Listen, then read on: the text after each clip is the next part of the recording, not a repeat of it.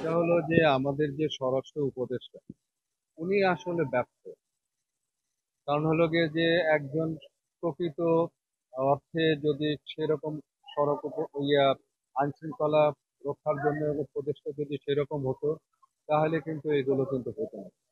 কারণ আজকে 6 মাস আহ, পেরিয়ে যাচ্ছে। তো সেই জায়গায় উনি কিন্তু ওনার কোনো দক্ষতা কিন্তু দেখাতে পারে নাই। তো এবং তারপরেও কিন্তু উনি কিন্তু এটা ছেড়েও দিচ্ছেন না, এবং প্রধান উপদেষ্টা ওনাকে বলছেন না ছেড়ে দেওয়ার জন্য। আমি মনে করি, প্রথমেই যেটা মনে করি যে উনি আসলে ওনার দক্ষতা দেখাতে যেহেতু পারছেন না, এবং আইন শৃঙ্খলা পরিস্থিতি অবনতি এমন ভাবে চরমে গিয়েছে। তো সেই জায়গা থেকে উত্তরণ করতে গেলে এখানে একজন শক্ত সামর্থ্য এবং সেরকম একজন মানুষকে কিন্তু উপদেষ্টা হিসাবে কিন্তু আনা দরকার।